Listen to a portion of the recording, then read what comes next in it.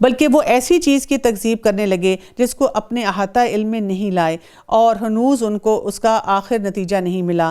جو لوگ ان سے پہلے ہوئے ہیں اسی طرح انہوں نے بھی جھٹلایا تھا، سو دیکھ لیجئے ان ظالموں کا انجام کیسا ہوا۔ اور ان میں سے بعض ایسے ہیں جو اس پر ایمان لے آئیں گے، اور بعض ایسے ہیں کہ اس پر ایمان نہ لائیں گے، اور آپ کا رب مفسدوں کو خوب جانتا ہے۔ اور اگر آپ کو جھٹلاتے رہے تو یہ کہہ دیجئے کہ میرے لیے میرا عمل، تمہارے لیے تمہارا عمل، تم میرے عمل سے بری ہو اور میں تمہارے عمل سے بری ہوں۔ اور ان میں بعض ایسے ہیں جو آپ کی طرف کان لگائے بیٹھے ہیں کہ آپ بہروں کو سنتے ہیں کہ ان کو سمجھ بھی نہ ہو، اور ان میں بعض ایسے ہیں کہ آپ کو دیکھ رہے ہیں، پھر کیا آپ اندھوں کو راستہ دکھلانا چاہتے ہیں کہ ان کو بصیرت بھی نہ ہو۔ یہ یقینی بات ہے کہ اللہ لوگوں پر ظلم نہیں کرتا، لیکن لوگ خود ہی اپنی جانوں پر ظلم کرتے ہیں۔ اور ان کو وہ دن یاد دلاؤ جس میں اللہ ان کو اپنے حضور جمع کرے گا، گویا وہ دنیا میں سارے دن کی ایک آدھ گھڑی کھڑے رہے اور آپس میں ایک دوسرے کو پہچاننے کو کھڑے ہوں۔ واقعی خسارے میں پڑے وہ لوگ جنہوں نے اللہ کے پاس جانے کو جھٹلایا اور وہ ہدایت پانے والے نہ تھے۔ اور جس دن ان سے ہم وعدہ کر رہے ہیں ان میں سے کچھ تھوڑا سا اگر ہم آپ کو دکھلا دیں یا ہم آپ کو وفات دے دیں، سو ہمارے پاس تو ان کو آنا ہی ہے، پھر اللہ ان سب کے اعمال پر خود گواہ ہے۔ اور ہر امت کے لیے ایک رسول ہے۔ وَلِكُلِّ أُمَّةٍ رَسُولٌ فَإِذَا جَاءَ رَسُولُهُمْ قُضِيَ بَيْنَهُمْ بِالْقِسْطِ وَهُمْ لَا يُظْلَمُونَ۔ اور ہر امت کے لیے ایک رسول ہے، سو جب ان کا وہ رسول آ چکتا ہے اور ان کا فیصلہ انصاف کے ساتھ کیا جاتا ہے، ان پر کوئی ظلم نہیں کیا جاتا۔ اور یہ لوگ کہتے ہیں کہ یہ وعدہ کب ہوگا؟ اگر تم سچے ہو آپ فرما دیجئے میں اپنی ذات کے لیے تو کسی نفع کا اور کسی نقصان کا اختیار رکھتا ہی نہیں ہوں مگر جتنا اللہ کو منظور ہو۔ ہر امت کے لیے ایک معین وقت ہے، جب ان کا وہ معین وقت آ پہنچتا ہے تو ایک گھڑی نہ پیچھے ہٹ سکتا ہے اور نہ آگے سرک سکتا ہے۔ یعنی جب وہ وقت آ جائے گا تو کیا ہوگا؟ فَلَا يَسْتَأْخِرُونَ سَاعَةً وَلَا يَسْتَقْدِمُونَ۔ وہ وقت نہیں ٹلے گا، وہ وقت نہیں ہٹ سکتا۔ اب لوگوں کا کام کیا ہونا چاہیے کہ بجائے اس کے کہ اس وقت کے لیے ادھر ادھر پھرتے رہیں اور لوگوں سے بات چیت کرتے رہیں، اپنے وقت کو کسی کام میں لگائیں۔ آج کے دور میں ہم دیکھتے ہیں کہ کئی لوگ ہوتے ہیں جن کو انزائٹی اور پینک اٹیک ہوتا ہے، تو ان کا بھی معاملہ یہ ہوتا ہے کہ جو اس وقت کرنے والا کام ہے اس پہ توجہ نہیں دے پاتے۔ وہ کیا کرتے ہیں؟ وہ فیوچر کے بارے میں سوچتے رہتے ہیں، کل کیا ہوگا، پرسوں کیا ہوگا، اگلے مہینے کیا ہوگا، اگلے سال کیا ہوگا، فلاں کا کیا ہوگا، اس کی شادی کب ہوگی، اس کا مسئلہ کب حل ہوگا، اس کی نوکری کب لگے گی۔ تو اگر ہم ہر دن میں اس دن کے جو کرنے والے کام ہیں ان پہ توجہ دینی شروع کریں تو پھر ہمارے لیے اس قسم کی باتیں بھی جو ہیں وہ بہتری کی طرف جانا شروع ہو جاتی ہیں۔ تو یہ لوگ بھی قیامت کب آئے گی، آگے کیا ہوگا، اگر آپ نے اس کو دیکھنا ہی ہے تو یہ سوچیں کہ آج مجھے پھر اس کے لیے کیا کرنا ہے، کیونکہ وہ وقت جب آ جائے گا تو پھر کچھ ٹل نہیں سکے گا۔ آپ فرما دیجئے کہ یہ تو بتلاؤ کہ اگر تم پر اللہ کا عذاب رات کو آ پڑے یا دن کو تو عذاب میں کون سی چیز ایسی ہے کہ مجرم لوگ اس کو جلد مانگ رہے ہیں؟ کیا پھر جب وہ آ ہی پڑے گا اس پر ایمان لاؤ گے؟ ہاں اب مانا، حالانکہ تم اس کی جلدی مچا رہے تھے۔ پھر ظالموں سے کہا جائے گا کہ ہمیشہ کا عذاب چکھو، تم کو تمہارے کیے کا بدلہ ملا ہے۔ اور وہ آپ سے دریافت کرتے ہیں کہ کیا عذاب واقعی سچ ہے؟ آپ فرما دیجئے ہاں قسم ہے میرے رب کی، وہ واقعی سچ امر ہے اور تم کسی طرح اللہ کو عاجز نہیں کر سکتے۔ اور اگر ہر جان جس سے ظلم کیا گیا ہے اس کے پاس اتنا ہو کہ ساری زمین بھر جائے تب بھی اس کو دے کر اپنی جان بچانے لگے، اور جب عذاب کو دیکھیں گے تو پشیمانی کو پوشیدہ رکھیں گے، اور اس کا فیصلہ انصاف کے ساتھ ہوگا اور ان پر ظلم نہ کیا جائے گا۔ یعنی آپ دیکھیں ظلم کیا ہوتا ہے نا، کسی کو جو حق ملنا چاہیے جس جگہ کوئی ہو اس کو وہاں سے ہٹا دیا جائے۔ اور اللہ سبحانہ تعالیٰ بار بار کہہ رہے ہیں کہ جو جہنم کی طرف جائیں گے، جن کو وہاں پہ فیصلہ ان کے حق میں نہیں ملے گا، اس کا ظلم نہیں ہو رہا، یہ انہوں نے خود اپنے لیے راستہ چنا۔ یاد رکھو کہ جتنی چیزیں آسمانوں میں اور زمین میں ہیں سب اللہ ہی کے ملک ہیں۔ یاد رکھو کہ اللہ کا وعدہ سچا ہے، لیکن بہت سے آدمی علم ہی نہیں رکھتے۔ وہی جان ڈالتا ہے اور وہی جان نکالتا ہے، اور تم سب اسی کے پاس لائے جاؤ گے۔ یا ایھا الناس قد جاءتکم موعظۃ من ربکم وشفاء لما فی الصدور وہدی ورحمۃ للمؤمنین۔ بہت ہی اہم بات یہاں پر اب بتائی جا رہی ہے۔ سارے سینیریوز میں، ساری مشکلات میں، سارے جو آپ کے ساتھ دنیا اور آخرت کے معاملے ہو رہے ہیں، اے لوگو تمہارے پاس تمہارے رب کی طرف سے ایک ایسی چیز آئی ہے جو نصیحت ہے، دلوں میں جو روگ ہیں ان کے لیے شفا ہے اور رہنمائی کرنے والی ہے، اور رحمت ہے ایمان والوں کے لیے۔ آپ دیکھیں کوئی انسان ہمیں ملتا ہے تو ہم کیا کرتے ہیں، کوئی بھی اپنا مسئلہ بیان کرے، مجھے یہ پریشانی ہے، میرا یہ مسئلہ حل نہیں ہو رہا ہے، میں اس چیز کے لیے دراصل رکاوٹ محسوس کر رہا ہوں، اور ہم جب اس کو کہتے ہیں قرآن پڑھو، قرآن سے اپنا تعلق مضبوط کرو، تو لوگ کہتے ہیں کہ ایک تو یہ جو دینی لوگ ہیں نا، یہ بڑے ون ٹریک مائنڈڈ ہیں، ٹنل ویژن ہے ان کو سمجھ نہیں آ رہی، میں اپنا مسئلہ بیان کر رہا ہوں، مجھے اس کا حل چاہیے، اور مجھے کہتے ہیں قرآن پڑھو۔ تو یہاں پر ہمیں یہی بتایا جا رہا ہے، تمام انسانیت کو خطاب کر کے بتایا جا رہا ہے، اس میں کوئی تفریق نہیں کی گئی کہ تم اچھے ہو، تم برے ہو، بس تم الناس ہو، انسان ہو۔ تو کیا کرو، تمہارے پاس جو نصیحت آ گئی، موعظہ، اور یہ کیسی نصیحت ہوتی ہے، جو دل میں اترنے والی بات ہوتی ہے۔ یہ ایسی نصیحت ہے کہ جب آپ قرآن کو واقعی اس طرح پڑھتے ہیں سوچ کے کہ اللہ کا کلام ہے، آپ کے دل میں جا کے باتیں لگتی ہیں، آپ کے دل کی کیفیت بدلنا شروع ہو جاتی ہے، آپ کی آنکھوں سے آنسو بھی نکلنا شروع ہو جاتے ہیں، آپ کو دنیا کی حقیقت سمجھ آنی شروع ہو جاتی ہے، اور کیا ہے تمہارے رب کی طرف سے، اور یہ شفا ہے جو کچھ تمہارے سینوں میں ہے۔ کیا کچھ ہے ہمارے سینوں میں؟ حسد ہے، غصہ ہے، نفرت ہے، اداسی ہے، پریشانی ہے، پشیمانی ہے، کتنی کچھ ریگریٹس ہیں، یعنی ایسے ایسے جذبات ہم لے کر سارا دن پھر رہے ہوتے ہیں، اور اسی کی وجہ سے کبھی ہمارے جسم میں دردیں ہو رہی ہیں، کبھی ہم اپنے بلڈ ٹیسٹ کروا رہے ہیں، کبھی ہم ڈاکٹروں کو دکھا رہے ہیں، کبھی ہم ماہر نفسیات کے پاس جا رہے ہیں، کبھی کسی کے کندھے پہ سر رکھ کے رو رہے ہیں۔ تو اللہ تعالیٰ کہتے ہیں اس میں شفا ہے تمہارے سینوں کی، جو مرضی کرا لو، جو مرضی علاج کرا لو، جہاں مرضی چلے جاؤ، لیکن تم اگر اللہ سے اپنا تعلق مضبوط نہیں کرو گے تو کیا ہوگا، تمہیں کچھ حاصل نہیں ہوگا۔ اور اس میں ہدایت ہے، گائیڈنس ہے، وہ والی گائیڈنس اس کے بارے میں ہم نے بات کی تھی نا، پن لوکیشن کی طرح ٹھک آ کے آپ کو بتاتی ہے یہ کرنا ہے، یہاں جانا ہے۔ جتنا زیادہ ہم اپنی ایمانی کیفیت کو بڑھاتے چلے جائیں گے، اتنا زیادہ اللہ کی طرف سے ہمارے لیے رحمتیں جو ہیں وہ آگے بڑھتی چلی جائیں گی۔ ابو موسیٰ رضی اللہ عنہ سے روایت ہے کہ رسول اللہ صلی اللہ علیہ وسلم نے فرمایا، جس علم و ہدایت کے ساتھ اللہ نے مجھے بھیجا ہے، اس کی مثال ایسے ہے جیسے کسی زمین پر بہت زیادہ بارش ہو، زمین کے ایک صاف عمدہ ٹکڑے نے تو پانی قبول کر لیا، چنانچہ گھاس اور چارہ بہت سا اس میں سے نکلا، جبکہ زمین میں بعض ٹکڑے ایسے بھی ہیں جن میں پانی جمع ہو گیا اور وہاں رک گیا، بس اس میں سے لوگوں نے فائدہ اٹھایا اور پیا، اور جانوروں کو پلایا، اور کھیتیاں سیراب کیں اور باغات تازہ کیے۔ زمین کے جو چٹیل سنگلاخ ٹکڑے تھے ان میں بھی وہ پانی برسا، لیکن نہ تو وہاں رکا اور نہ وہاں کچھ اگا۔ یہی مثال اس کی ہے جس نے دین حق کی سمجھ پیدا کی اور میری باسط سے اس نے فائدہ اٹھایا، خود سیکھا اور دوسروں کو سکھایا۔ اور ایسے لوگ بھی ہیں کہ انہوں نے سر ہی نہ اٹھایا اور اللہ کی وہ ہدایت ہی نہ لی جو میری معرفت بھیجی گئی تھی۔ تو ہمیں خود دیکھنا ہے کہ ہم کس کیٹیگری میں فال کرتے ہیں۔ اور پھر سورہ یونس کی آیت نمبر 57 میں آتا ہے، قُلْ بِفَضْلِ اللَّهِ وَبِرَحْمَتِهِ فَبِذَلِكَ فَلْيَفْرَحُوا هُوَ خَيْرٌ مِّمَّا يَجْمَعُونَ۔ آپ کہہ دیجئے کہ بس لوگوں کو اللہ کے اس انعام اور رحمت پر خوشی ہونا چاہیے، اور اس سے بدرجہ بہتر ہے جس کو وہ جمع کر رہے ہیں۔ بہت ہی خوبصورت بات یہاں کی گئی ہے۔ سب سے پہلی بات تو آ رہی ہے کہ اللہ کا فضل اور رحمت۔ فضل کیا ہوتا ہے؟ وہ بونس جو ہم ڈیزرو نہیں کرتے لیکن اللہ ہمیں دے دیتا ہے۔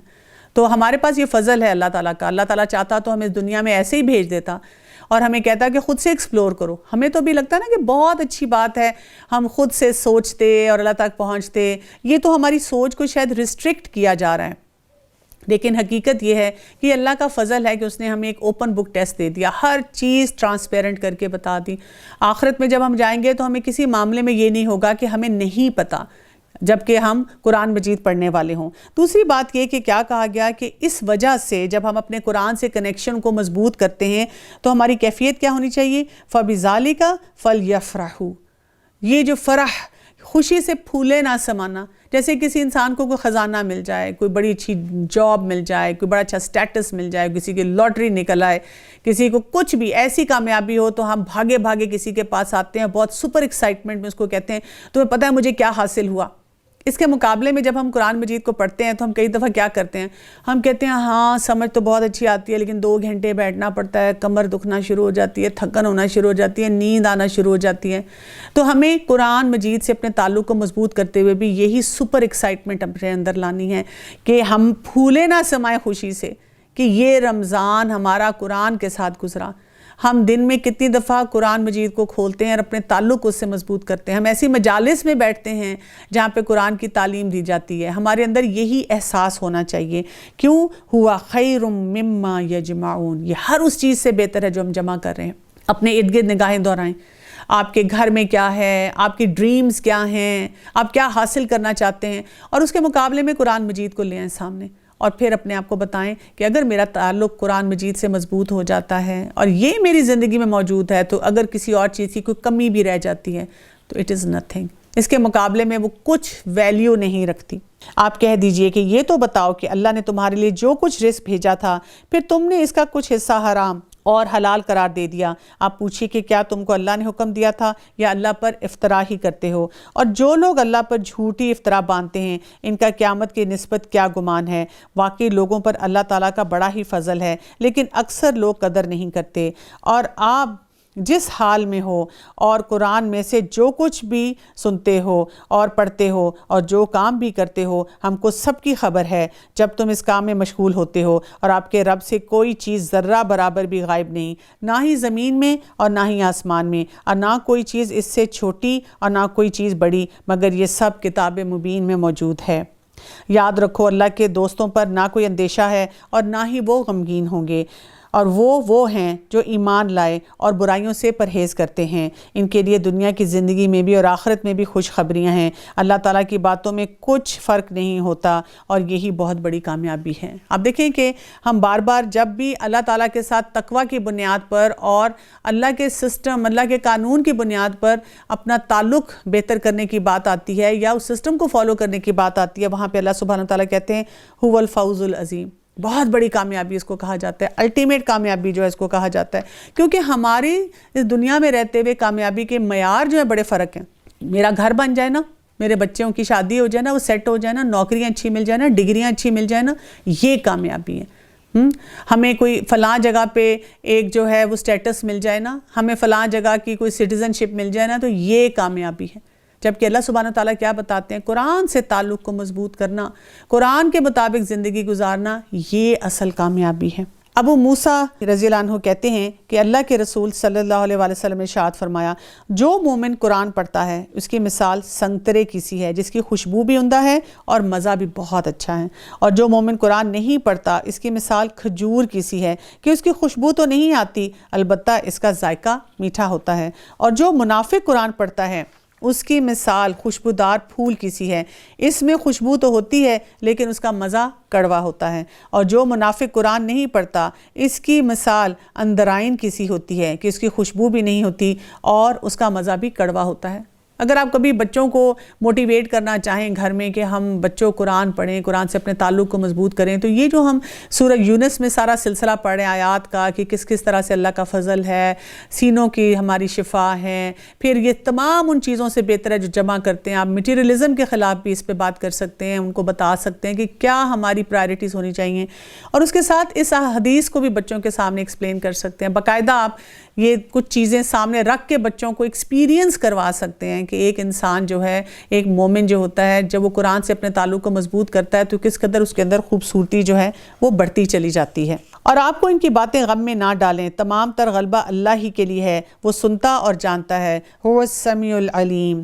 یاد رکھو کہ جتنا کچھ آسمانوں میں ہے اور جتنے زمین میں ہیں یہ سب اللہ ہی کے ہیں، اور جو لوگ اللہ کو چھوڑ کر دوسرے شرکاء کی عبادت کرتے ہیں کس چیز کا اتباع کر رہے ہیں؟ محض بے سند خیال کا اتباع کر رہے ہیں اور محض اٹکلیں نکال رہے ہیں۔ آپ یہ دیکھیں نا کہ جب انسان اپنی سے پہ آتا ہے، میری مرضی میری مرضی میری مرضی، جو میرا دل چاہتا ہے میں کروں، تو پھر آپ سوچیں کہ اس کی انتہا کہاں ہوگی؟ سسٹمز کیسے چلیں گے؟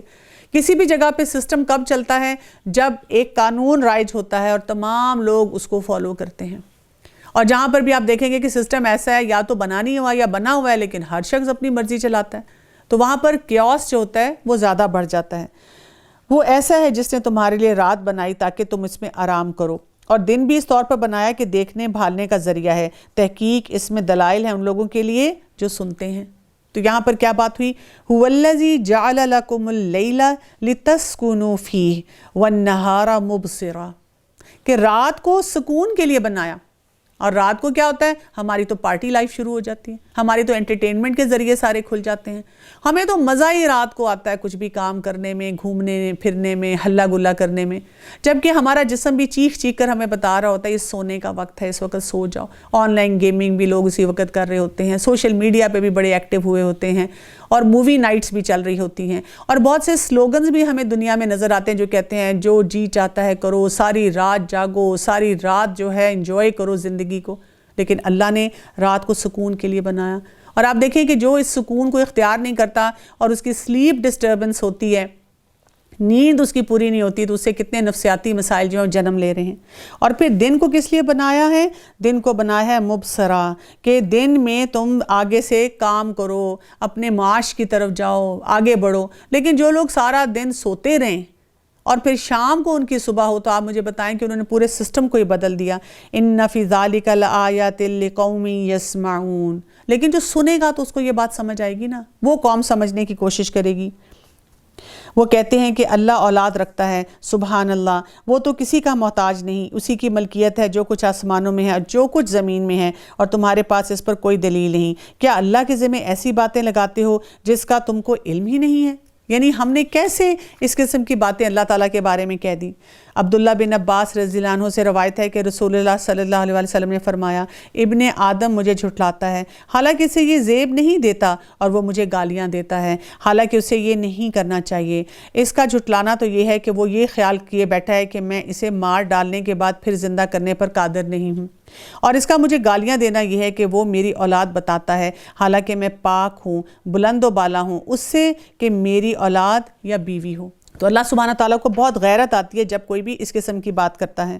آپ کہہ دیجئے کہ جو لوگ اللہ پر جھوٹے افترا کرتے ہیں وہ کامیاب نہ ہوں گے۔ یہ دنیا میں تھوڑا سا عیش ہے، پھر ہمارے پاس ان کو لوٹنا ہے، پھر ہم اس کو ان کے کفر کے بدلے سخت عذاب چکھائیں گے۔ وہ تمام لوگ جو ہر بات پہ جو مرضی ان کا دل چاہتا ہے کرتے ہیں اور پھر کہتے ہیں اللہ غفور الرحیم ہے، ان کو ایسی آیات بھی پڑھنی چاہیے، کیونکہ جہاں اللہ تعالیٰ غفور الرحیم ہے تو وہاں پہ اللہ تعالیٰ کے اور بھی اسماء و صفات ہیں جو ہمیں بتاتے ہیں کہ اللہ تعالیٰ نے پکڑ بھی کرنی ہے، عذاب بھی دینا ہے۔ کیونکہ آپ یاد رکھیں کہ جو انسان اللہ کے سسٹم کو فالو نہیں نہ کرتا، وہ شاید اپنے لیے تو تھوڑی دیر کے لیے آسانیاں ڈھونڈ رہے اپنی خواہشات کے مطابق، لیکن وہ پورے سسٹم کے لیے کتنی پریشانیاں پیدا کر رہا ہے لوگوں کے لیے۔ جیسے ایک بچہ کہتا ہے میں اپنی مرضی سے زندگی گزارنا چاہتا ہوں، تو اب اس کے والدین کا کیا حال ہوگا؟ وہ کیا کیا مسئلے کرے گا؟ ایک شخص دفتر میں رہتے ہوئے کہتے ہیں جو میرا دل چاہتا ہے میں کروں گا، ایک شخص کہتا ہے مجھے جھوٹ بولنا بہت اچھا لگتا ہے، میں جھوٹ ہی بولتا رہوں گا۔ تو اس کے معاملات کیسے چلیں گے لوگوں کے ساتھ؟ اور آپ ان کو نوح علیہ السلام کا قصہ پڑھ کر سنا دیجئے، جبکہ انہوں نے اپنی قوم سے فرمایا کہ اے میری قوم، اگر تم کو میرا رہنا اور احکام الہی کی نصیحت کرنا بھاری معلوم ہوتا ہے تو میرا تو اللہ ہی پر بھروسہ ہے۔ اب نوح علیہ السلام کے بارے میں جب ہم دیکھتے ہیں تو ہمیں کیا پتہ چلتا ہے کہ یہ اللہ تعالیٰ کے وہ نبی تھے، اولو العزم انبیاء میں سے تھے، جنہوں نے 950 سال تبلیغ کی، اللہ کا پیغام لوگوں تک پہنچایا۔ تم اپنی تدبیر ماں اپنے شرکاء کے پختہ کر لو، پھر تمہاری تدبیر تمہاری گھٹن کا باعث نہ ہونی چاہیے، پھر میرے ساتھ کر گزرو اور مجھ کو مہلت نہ دو۔ پھر بھی اگر تم اعراض ہی کیے جاؤ تو میں نے تم سے کوئی معاوضہ تو نہیں مانگا، میرا معاوضہ تو صرف میرے رب کے پاس ہے، اور مجھ کو حکم دیا گیا ہے وَأُمِرْتُ أَنْ أَكُونَ مِنَ الْمُسْلِمِينَ، اور مجھ کو حکم دیا گیا ہے کہ میں تو مسلمانوں میں سے ہو جاؤں۔ یعنی یہاں سے یہ بھی پتہ چلتا ہے کہ جب ہم لوگوں کو کوئی تعلیم دے رہے ہوتے ہیں، کچھ سکھا رہے ہوتے ہیں، تو اپنے آپ کو سیف رکھنا ہوتا ہے۔ کئی دفعہ کچھ لوگ دوسروں کو سکھانے کے لیے، ان کو امپریس کرنے کے لیے، دین کی طرف بلانے کے لیے خود ہی غلط کاموں میں الجھنا شروع ہو جاتے ہیں۔ وہ لوگ ان کو جھٹلاتے رہے، بس ہم نے ان کو اور جو ان کے ساتھ کشتی میں تھے ان کو نجات دی اور ان کو جانشین بنایا، اور جنہوں نے ہماری آیتوں کو جھٹلایا تھا ان کو غرق کر دیا۔ دیکھنا چاہیے کیسا انجام ہوا ان لوگوں کا جو ڈرائے جا چکے تھے۔ پھر نوح کے بعد ہم نے اور رسولوں کو ان کی قوموں کی طرف بھیجا، وہ ان کے پاس روشن دلیلیں لے کر آئے، بس جس چیز کو انہوں نے اول میں جھوٹا کہا تھا یہ نہ ہوا کہ پھر ان کو مان لیتے۔ اللہ تعالیٰ اسی طرح حد سے بڑھنے والوں کے دلوں پر بند لگا دیتا ہے۔ پھر ان پیغمبروں کے بعد ہم نے موسیٰ اور ہارون کو علیہ السلام کو فرعون اور اس کے سرداروں کے پاس اپنی نشانیاں دے کر بھیجا، انہوں نے تکبر کیا اور وہ لوگ مجرم قوم تھے۔ تو یہاں پر آپ دیکھیں کہ یہ بھی بتایا جا رہا ہے کہ جب اللہ تعالیٰ نے اپنے الہامی کلام کی تعریف کی، اس کے لیے ہمیں موٹیویٹ کیا، تو ضروری نہیں ہے کہ تمام لوگ اس میسج کو اسی طرح لیں گے۔ بات یہ کہ ہمیں اپنے لیے فرسٹریٹ ہوئے بغیر آگے بڑھتے چلے جانا ہے۔ پھر جب ان کو ہماری طرف سے صحیح دلیل پہنچی تو وہ لوگ کہنے لگے کہ یہ یقیناً سری جادو ہے۔ موسیٰ علیہ السلام نے کہا کیا تم اس میں صحیح دلیل کی نسبت جبکہ وہ تمہارے پاس آ پہنچی ایسی باتیں کہتے ہو کہ یہ جادو ہے؟ حالانکہ جادوگر کامیاب نہیں ہوا کرتے۔ وَلَا يُفْلِحُ السَّاحِرُونَ، جادوگر نہیں کامیاب ہوتے۔ وہ لوگ کہنے لگے کہ کیا تم ہمارے پاس اس لیے آئے ہو کہ ہم کو اس طریقے سے ہٹا دو جس پر ہم نے اپنے باپ داداؤں کو پایا ہے، اور تم دونوں کو دنیا میں بڑائی مل جائے اور ہم تم دونوں کو کبھی نہ مانیں گے۔ اور فرعون نے کہا کہ میرے پاس تمام ماہر جادوگر کو حاضر کرو۔ اور پھر جب جادوگر آئے تو موسیٰ علیہ السلام نے ان سے فرمایا کہ ڈالو جو کچھ تم ڈالتے ہو۔ سو جب انہوں نے ڈالا تو موسیٰ نے فرمایا یہ جو کچھ تم لائے ہو یہ تو جادو ہے۔ یقینی بات یہ ہے کہ اللہ اس کو ابھی درم بھرم کیے دیتا ہے۔ اللہ تعالیٰ ایسے فسادیوں کو کام بننے نہیں دیتا، اور اللہ حق کو اپنے فرمان سے ثابت کر دیتا ہے، گو مجرم کو کیسا ہی ناگوار گزرے۔ وَيُحِقُّ اللَّهُ الْحَقَّ بِكَلِمَاتِهِ وَلَوْ كَرِهَ الْمُجْرِمُونَ، اور اللہ حق کو اپنی فرمان سے ثابت کر دیتا ہے، وہ مجرم کو کیسا ہی ناگوار گزرے۔ بس موسیٰ پر ان کی قوم میں سے صرف قدر قلیل آدمی ایمان لائے، وہ بھی فرعون سے اور اپنے حکام سے ڈرتے ڈرتے کہ کہیں ان کو تکلیف پہنچائے۔ اور واقع میں فرعون اس ملک میں زور رکھتا تھا، اور یہ بھی بات تھی کہ وہ حد سے باہر ہو جاتا تھا۔ تو آپ دیکھیں کہ کئی دفعہ ایسے ہی ہوتا ہے کہ جب کوئی انسان بہت ظالم ہوتا ہے اور وہاں پر جس طریقے سے رہ رہا ہوتا ہے تو باقی لوگ ڈر ڈر کے آگے بڑھ رہے ہوتے ہیں کہ اللہ کے کلام کی طرف ہم کس طرح سے جائیں۔ موسیٰ علیہ السلام نے فرمایا میری قوم اگر تم اللہ پر ایمان رکھتے ہو تو اسی پر توکل کرو اگر تم مسلمان ہو۔ بہت ہی خوبصورت طریقے سے بتا دیا گیا یہاں پر کہ اصل کام کرنے والا کیا ہے کہ آپ اللہ پر توکل رکھیں۔ انہوں نے عرض کیا ہم نے اللہ ہی پر توکل کیا۔ فَقَالُوا عَلَى اللَّهِ تَوَكَّلْنَا رَبَّنَا لَا تَجْعَلْنَا فِتْنَةً لِلْقَوْمِ الظَّالِمِينَ، اور اے ہمارے پروردگار ہم کو ان ظالموں کا فتنہ نہ بنا۔ وَنَجِّنَا بِرَحْمَتِكَ مِنَ الْقَوْمِ الْكَافِرِينَ، اور ہم کو اپنی رحمت سے ان کافر لوگوں سے نجات دے دے۔ تو اس سے کیا پتہ چلتا ہے کہ جب انسان کی زندگی میں مشکلات آنا شروع ہوں، خاص طور پہ جب دین کو فالو کر رہا ہو، تو وہاں پہ دعاؤں کا سہارا لینا چاہیے، اللہ سے اپنے تعلق کو اور مضبوط کرنا چاہیے۔ صرف ایسے بکھیڑوں میں نہیں پڑھنا چاہیے کہ جگہ جگہ بیٹھ کے ہم اپنا کتھارسس کریں کہ او اس کی وجہ سے یہ ہو گیا، اس نے مجھے یہ کہہ دیا، اور پھر اپنے ہی موریل کو ڈاؤن کریں، بلکہ اللہ سے وابستگی کو مضبوط کریں۔ اور ہم نے موسیٰ علیہ السلام سے اور ان کے بھائی کے پاس وحی بھیجی کہ تم دونوں اپنے ان لوگوں کے لیے مصر میں گھر برقرار رکھو، اور تم سب اپنے انہی گھروں کو نماز پڑھنے کی جگہ قرار دو اور نماز کی پابند رہو، اور آپ مسلمانوں کو بشارت دے دیجئے۔ یعنی آپ دیکھیں کہ ان کو بھی نماز کی پابندی کے لیے یہاں پر کہا گیا۔ اور موسیٰ نے عرض کیا اے ہمارے رب تو نے فرعون کو اور اس کے سرداروں کو سامان زینت اور طرح طرح کے مال دنیا زندگی میں دیے، اے ہمارے رب وہ تیری راہ سے گمراہ کریں، اے ہمارے رب ان کے مالوں کو نیست و نابود کر دے اور ان کے دلوں کو سخت کر دے سو یہ ایمان نہ لانے پائیں یہاں تک کہ دردناک عذاب کو دیکھ لیں۔ یعنی ایک وقت آتی ہے نا کہ حجت تمام ہو جاتی ہے، آپ ایک انسان کو کتنے چانسز دیتے رہتے ہیں کہ یہ ٹھیک ہو جائے گا، یہ بہتر ہو جائے گا، لیکن وہ ہے کہ سننے کے لیے تیار نہیں ہوتا۔ حق تعالیٰ نے فرمایا کہ تم دونوں کی دعا قبول کر لی گئی ہے، سو تم ثابت قدم رہو اور ان لوگوں کی راہ پر نہ چلنا جن کو علم نہیں۔ اور ہم نے بنی اسرائیل کو دریا سے پار کر دیا، پھر ان کے پیچھے پیچھے فرعون اپنے لشکر کے ساتھ ظلم و زیادتی کے ارادے سے چلا، یہاں تک کہ جب ڈوبنے لگا تو کہنے لگا کہ میں ایمان لاتا ہوں اس خدا پر جس پر بنی اسرائیل ایمان لائے اور اس کے سوا کوئی معبود نہیں، اور میں مسلمانوں میں سے ہوں۔ جواب دیا گیا اب ایمان لاتا ہے؟ الآن وقد عصیت قبل وکنت من المفسدین، کہ اب تو ایمان لاتا ہے اور پہلے سرکش کرتا رہا اور مفسدوں میں داخل ہو گیا۔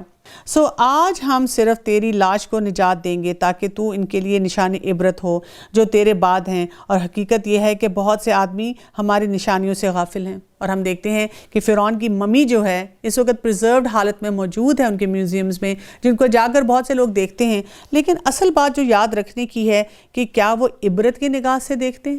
کیا وہ اس بات کو حقیقت کو سمجھتے ہیں کہ یہاں سے ہم نے کیا سبق اپنے لیے حاصل کرنا ہے؟ اور ہم نے بنی اسرائیل کو بہت اچھا ٹھکانہ رہنے کو دیا اور ہم نے انہیں پاکیزہ چیزیں کھانے کو دیں، سو انہوں نے اختلاف نہیں کیا یہاں تک کہ ان کے پاس علم آ پہنچا۔ یقینی بات یہ ہے کہ آپ کا رب ان کے درمیان قیامت کے دن ان امور میں فیصلہ کرے گا جن میں وہ اختلاف کرتے ہیں، پھر اگر آپ ان کی طرف سے شک میں ہیں جس کو ہم نے آپ کے پاس بھیجا ہے تو آپ ان لوگوں سے پوچھتے رہیے جو آپ سے پہلے کتاب کو پڑھتے ہیں، بے شک آپ کے پاس آپ کے رب کی طرف سے سچی کتاب آئی ہے، آپ ہرگز شک کرنے والوں میں سے نہ ہوں اور نہ ان لوگوں میں سے ہوں جنہوں نے اللہ تعالیٰ کی آیات کو جھٹلایا، کہیں آپ خسارہ پانے والوں میں سے نہ ہو جائیں۔ دیکھیں کیسی وارننگز آ رہی ہیں، بار بار سمجھایا جا رہا ہے، بتایا جا رہا ہے۔ اصل مسئلہ یہ ہے کہ ہم سننے کے لیے تیار نہیں ہیں۔ یقیناً جن لوگوں کے حق میں آپ کے رب کی بات ثابت ہو چکی وہ ایمان نہ لائیں گے، کو ان کے پاس تمام نشانیاں پہنچ جائیں جب تک کہ وہ دردناک عذاب کو نہ دیکھ لیں۔ یہ بالکل ایسے ہی ہے نا کہ ایک اسٹوڈنٹ کلاسز بنک کرتا ہے، ٹیچر کو تنگ کرتا ہے، رولز ریگولیشنز کو فالو نہیں کرتا،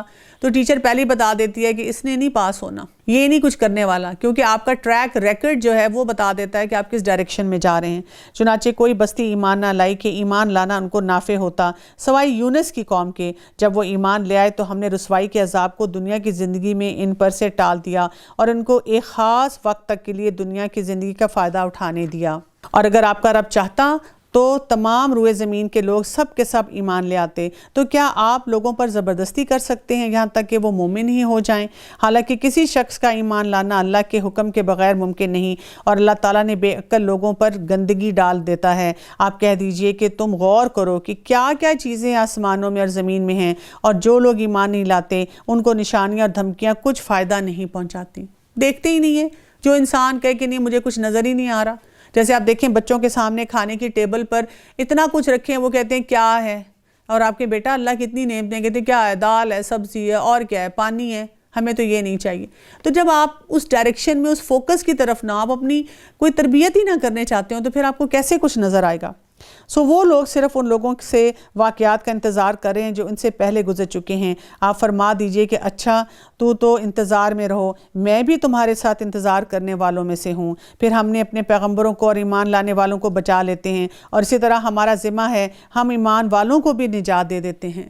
یعنی یہ اللہ تعالیٰ اپنی طرف ذمہ کر رہے ہیں، حقاً علینا ننجی المؤمنین، کہ یہ اللہ کے ذمہ ہے کہ اللہ نے ایمان والوں کو بچانا ہے۔ آپ کہہ دیجئے کہ اے لوگو، اگر تم میرے دین کی طرف سے شک میں ہو تو میں معبودوں کی عبادت نہیں کرتا جن کی تم اللہ کو چھوڑ کر عبادت کر رہے ہو، لیکن ہاں اس اللہ کی عبادت کرتا ہوں جو تمہاری جان قبض کرتا ہے، اور مجھ کو یہ حکم دیا گیا ہے کہ میں ایمان لانے والوں میں سے بنوں۔ وَأُمِرْتُ أَنْ أَكُونَ مِنَ الْمُؤْمِنِينَ، اُمِرْتُ حکم دیا گیا ہے، یعنی ہمیں بھی اپنے اوپر کیا لاگو کرنا ہے کہ جب سارے معاملات ہو گئے تو باقی ہم اللہ پہ چھوڑ دیں اور اپنے لیے فیصلہ درست کریں، اور یہ کہ اپنا رخ یکسو ہو کر اس دین کی طرف کر لینا اور کبھی مشرکوں میں سے نہ ہونا، اور اللہ کو چھوڑ کر ایسی چیز کی عبادت مت کرنا جو تجھ کو نہ کوئی نفع پہنچا سکے اور نہ کوئی نقصان دے سکے۔ پھر اگر ایسا کیا تو تم اس حالت میں ظالموں میں سے ہو جاؤ گے، اور اگر تم کو اللہ کی کوئی تکلیف پہنچے تو بجز اس کے اور کوئی ان کو دور کرنے والا نہیں،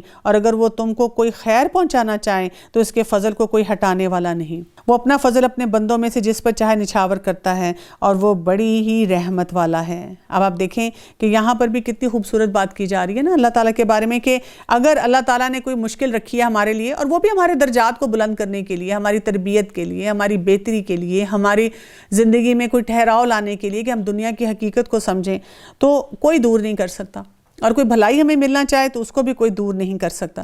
وَهُوَ الْغَفُورُ الرَّحِيمُ، اور اللہ تعالیٰ کیا ہے، بہت بخشنے والا ہے اور ساتھ رحمت والا ہے۔ آپ کہہ دیجئے اے لوگو، تمہارے پاس حق تمہارے رب کی طرف سے آ پہنچا۔ قُلْ يَا أَيُّهَا النَّاسُ قَدْ جَاءَكُمُ الْحَقُّ مِنْ رَبِّكُمْ فَمَنِ اهْتَدَىٰ فَإِنَّمَا يَهْتَدِي لِنَفْسِهِ وَمَنْ ضَلَّ فَإِنَّمَا يَضِلُّ عَلَيْهَا وَمَا أَنَا عَلَيْكُمْ بِوَكِيلٍ۔ آپ کہہ دیجئے لوگو، تمہارے پاس حق تمہارے رب کی طرف سے آ پہنچا، اس لیے جو شخص راہ راست پر آ جائے سو وہ اپنے واسطے ہی راہ راست پر آئے گا، اور جو شخص بے راہ ہو گیا اس کا بے راہ ہونا اسی پر ہے، اور میں تم پر مسلط نہیں کیا گیا۔ اور آپ اس کا اتباع کرتے رہیے اور جو کچھ آپ کے پاس وہی بھیجی گئی ہے، اور صبر کیجئے یہاں تک کہ اللہ فیصلہ دے دے۔ وَهُوَ خَيْرُ الْحَاكِمِينَ، اور وہ سب فیصلہ کرنے والوں سے بہتر فیصلہ کرنے والا ہے۔ یہاں پر ہم دیکھتے ہیں کہ اس کے بعد اگلی سورت شروع ہو رہی ہے، اور وہ ہے سورہ ہود، اور اس کے بارے میں ہم دیکھتے ہیں کہ ایک حدیث میں آتا ہے کہ ابو بکر صدیق رضی اللہ عنہ نے رسول اللہ صلی اللہ علیہ وسلم سے دریافت کیا کہ آپ بوڑھے کیسے ہو گئے ہیں، تو آپ صلی اللہ علیہ وسلم نے فرمایا مجھے سورہ ہود، واقعہ، نبا اور تکویر جیسی صورتوں نے بوڑھا کر دیا۔ کیوں؟ اس لیے کہ ان واقعات میں ان صورتوں میں جو واقعات ہیں ان میں جھنجھوڑا گیا ہے، ان میں بتایا گیا ہے کہ ہماری زندگی ہمیں کیسے گزارنی ہے، اور مختلف اقوام کے واقعات کی طرف فوکس کیا گیا ہے۔ بسم اللہ الرحمن الرحیم۔ الف لام را کتاب احکمت آیاتہ ثم فصلت من لدن حکیم خبیر۔ الف لام را، یہ ایک ایسی کتاب ہے کہ اس کی آیتیں محکم ہیں، پھر صاف صاف بیان کی گئی ہیں ایک حکیم اور باخبر کی طرف سے۔ یہ کہ تم اللہ کے سوا کسی کی عبادت مت کرو، میں تم کو اللہ کی طرف سے ڈرانے والا اور بشارت دینے والا ہوں، اور یہ کہ تم لوگ اپنے گناہ اپنے رب سے معاف کرواؤ، پھر اسی کی طرف متوجہ ہو، وہ تم کو وقت مقرر تک اچھا سامان زندگی دے گا اور ہر زیادہ عمل کرنے والے کو زیادہ ثواب دے گا، اور اگر تم لوگ اعراض کرتے ہو تو مجھ کو تمہارے لیے ایک بڑے دن کے عذاب کا اندیشہ ہے۔ تم کو اللہ ہی کے پاس واپس جانا ہے اور وہ ہر چیز پر پوری قدرت رکھنے والا ہے۔ یاد رکھو وہ لوگ اپنے سینوں کو دوہرا کیے دیتے ہیں تاکہ اپنی باتیں اللہ سے چھپا رکھیں۔ یاد رکھو کہ وہ لوگ جس طرح اپنے کپڑے لپیٹتے ہیں وہ اس وقت بھی سب جانتا ہے جو کچھ تم چھپاتے ہو، جو کچھ ظاہر کرتے ہیں۔